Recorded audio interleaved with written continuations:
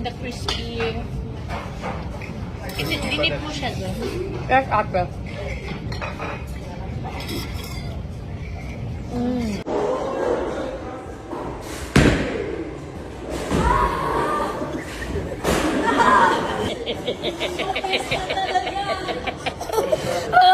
Ayan, so pissed na talaga.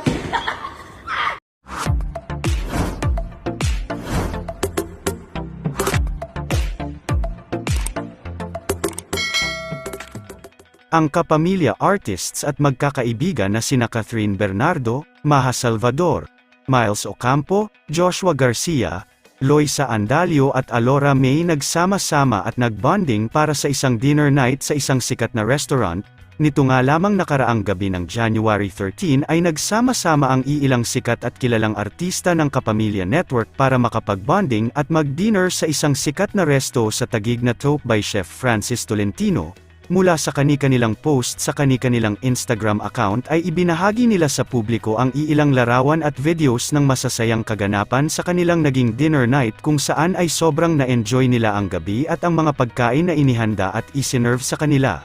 Samantala, kinatuwaan at kinaaliwan naman ng maraming netizens online ang video na ibinahagi ni Alora sa kanyang Instagram account kung saan ay matapos nga ang kanilang dinner ay dumiretso naman sila sa isang recreational activity na bowling. Sa video na ibinahagi ni Alora ay makikita natin si Catherine Bernardo na naglalaro ng bowling at tila naiirita at natatawa pa dahil hindi siya makascore. Makikita din natin sa video sina Alora at Miles Ocampo na nagtatawanan at binibiro pa si Catherine Bernardo dahil hindi ito makascore at buti na lamang daw umano ay nakakain na nga ito.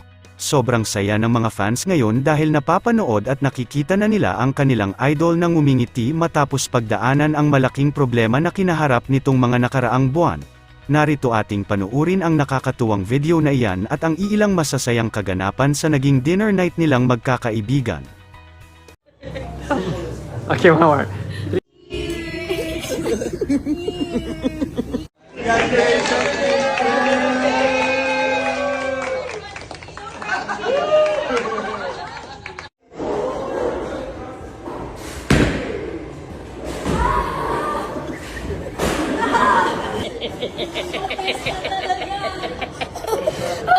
Ayan, so pissed na talaga.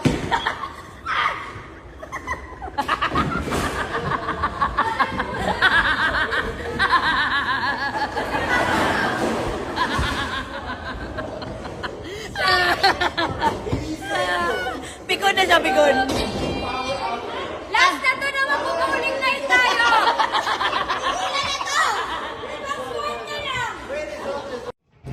And the crispy. Dinip mo siya doon. Yes, ate. Mm. Sarap po. Yung brown, oh, kalimutan yung parang brown. Oh God.